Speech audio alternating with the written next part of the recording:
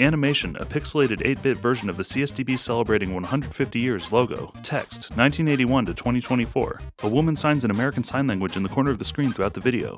Students working on laptops and using cell phones. Today we have laptops, iPads, and pocket-sized phones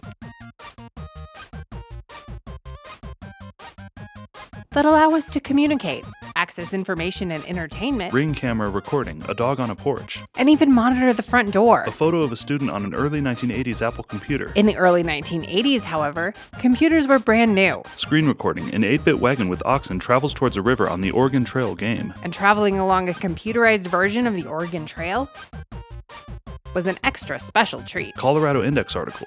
In 1981, an Apple computer lab was set up in the Argo Hall Library, where the meeting room is today. Screen recording, Number Munchers game.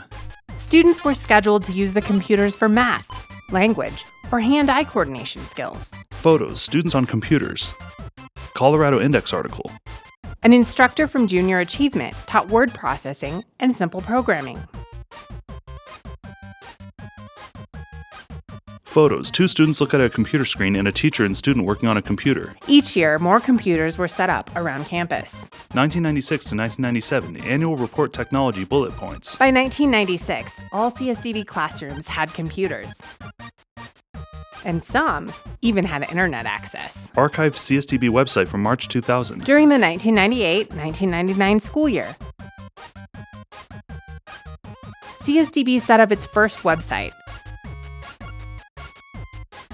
That year, it had a whopping 8,000 hits.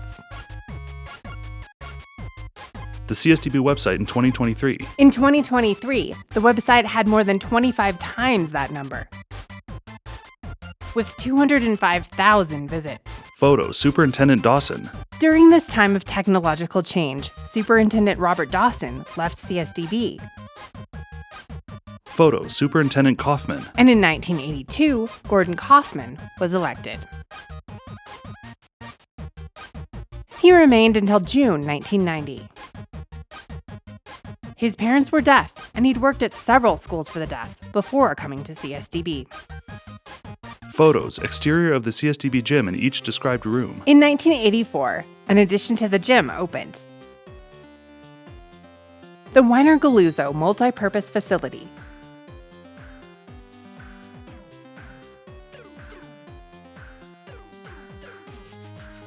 Named for 2 retired teachers, included a large gym with bleachers,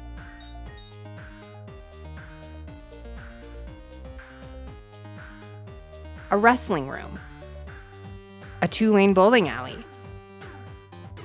a snack bar, a student center, a room for occupational and physical therapy, and outside tennis courts.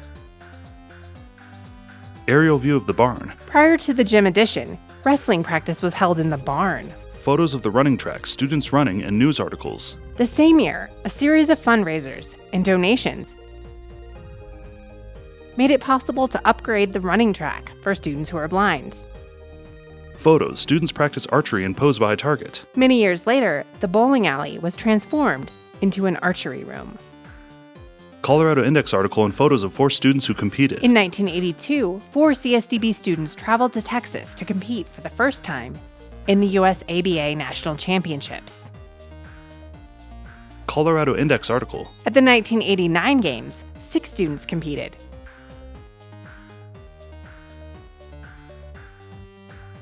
Christy Delmonico won a gold medal in shot put and a silver medal in weightlifting.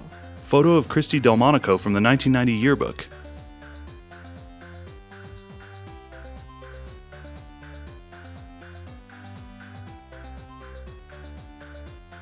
Photo of Lydia Foss. Lydia Foss earned 3 silver medals and 1 gold medal in gymnastics.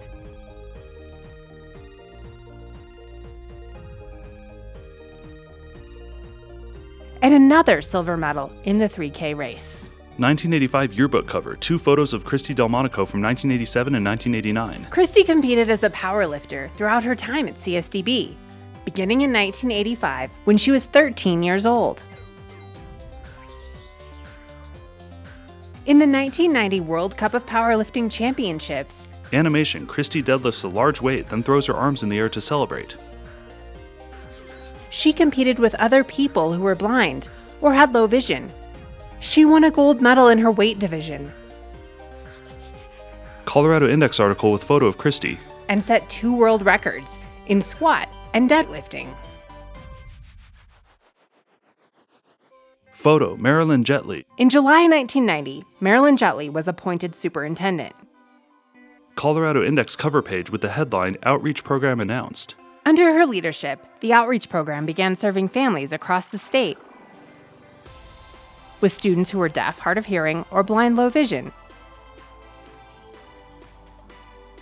who did not attend CSDB.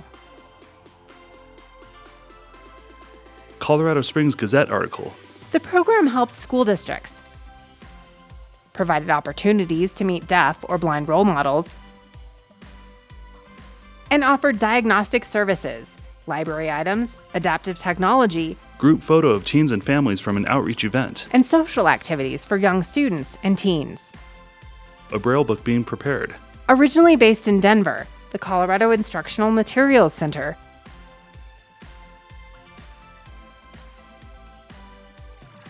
moved to campus as part of the outreach program in 1991. Colorado Index article with the photo of Jim Nepple teaching Goalball. In 1981, students in the School for the Blind at CSDB learned to play a new sport for the first time when U.S. Goalball gold medalist Jim Nepple visited the school.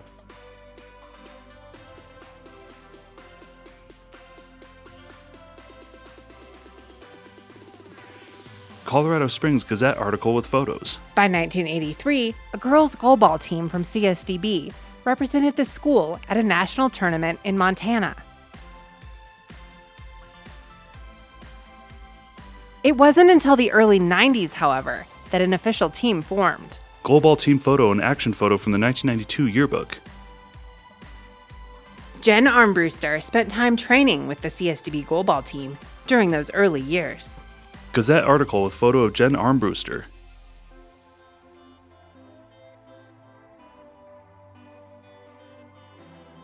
Soon after, Jessie Lorenz, class of 1998, played goalball at CSDB. Jessie Lorenz senior photo.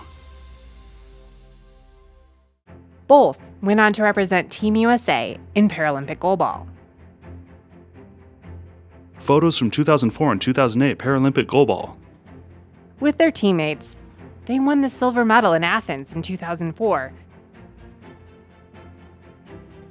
and the gold medal in Beijing in 2008. Photo, 2008 Paralympic Goalball team on a podium with their medals. Another member of that team is no stranger to CSDB. Robin Teeting is one of the school's orientation and mobility instructors. Photo, Robin playing Goalball. Photos of CSDB cheerleaders. By 1993, CSDB cheerleaders had been boosting school spirit for a while. So it was time they won a competition themselves. Photos, CSDB 1993 cheerleading team.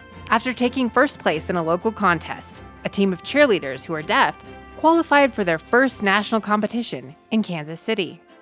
Here, they performed a routine that earned them 5th place in their division and 1st place for creativity. A Colorado Index article about the transition program.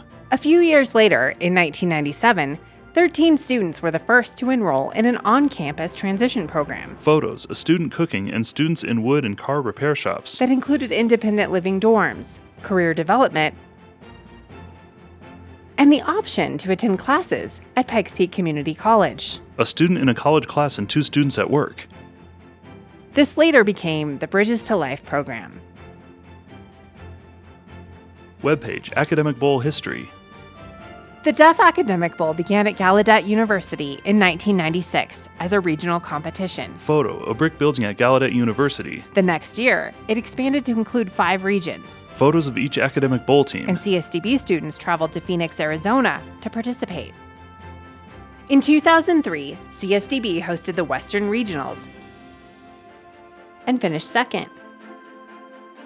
They went on to place 4th at the national competition. In 2004, they qualified for nationals again. They wore colorful Hawaiian shirts and only lost 1 match. team member Anthony Thomas enjoyed motivating his teammates with a little fun. Anthony endures. He voices for himself. We used to run into the gym at the tournament, like they had, 2 panels on each side. We would run in and do push-ups before we would sit down and get ready for the match. So the other team would be sitting and waiting for us, and they'd see us come in and run and do push-ups. And they're like, why are you doing those things? But we were winning matches and we won the national championships. CSDB has been to the national competition several times since then. A display case with academic bowl trophies. News article and photo of Superintendent Hilty. In July 2004, Carol Hilty became superintendent. She was a principal at CSDB in the School for the Deaf and had been a teacher of the deaf in Nebraska before that. News article and board report about first blind students. Since the first students who were blind entered CSDB in 1883, music was an important part of the curriculum. Photos. A student plays organ and a group photo of teachers and students with instruments. Alumni recall with fondness their participation in orchestra, A photo of each musical group.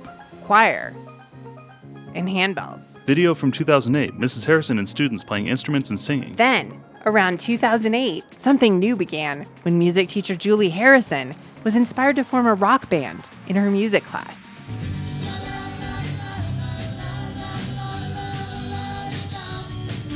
The Bulldog Band allowed students to learn to play instruments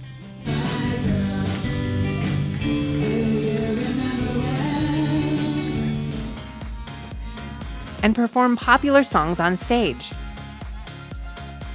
building confidence while having a great time. The Bulldog Band in 2023. Thank you for blessing me with being blind at CSDB. It feels good when others are around and you're not the only blind kid in town.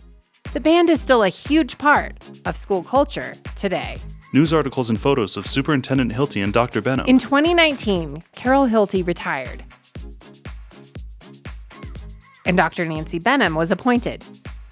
Animation, a COVID-19 molecule. Shortly afterwards, in 2020, the COVID-19 pandemic caused the school to close completely for 2 weeks in March. Aerial video, the CSDB campus. In April, remote learning began. Animation, a laptop and an iPad transitioned to a staff member walking up to a house with a laptop. Staff helped deliver devices to students' homes across the state. Graduation 2020, a student walks to his seat with 2 family members. Graduation looked a bit different that year, too. Alumnus Jose Gutierrez, class of 2020, remembers graduation vividly. Jose and his parents find their seats. A student in a mask graduates. Students couldn't give classmates or staff high fives or hugs, or even take photos together. Jose indoors. Not even my brothers or sister could go. It was only my mom and dad and me. That's it. Nobody else could come. Despite this, Jose says he was happy to have a ceremony. Jose crosses the stage, lifts his mask to smile and wave, then flips the tassel on his hat. Knowing many students around the world didn't have one at all. 2 younger students and a teen in masks. That fall, a hybrid learning model began, with some students in person and others tuning in via Zoom. Students wear masks in school hallways in the cafeteria line. Various social distancing and mask policies were in place until early 2022, Montage, students around campus without masks. when safety precautions were lifted and school returned to normal. A news article and photo of Tara Spangler. In February 2024, Tara Spangler became superintendent. Montage, Superintendent Spangler visits with a variety of students. She taught preschool in Nebraska and worked as an itinerant teacher of the deaf. Since 2006, she's held various roles at CSDB. Staff in costumes representing each decade. Now, as CSDB celebrates 150 years, A woman in a 1910 nurse's costume talks to a young boy. and we look back on the resiliency, Photo montage, a 1910 class photo and various photos of students. ingenuity, and legacy of those who came before us, Photo of Jonathan Kennedy. A student who is deaf and a student who is blind explore a museum exhibit. it's our turn to write the next part of the school story.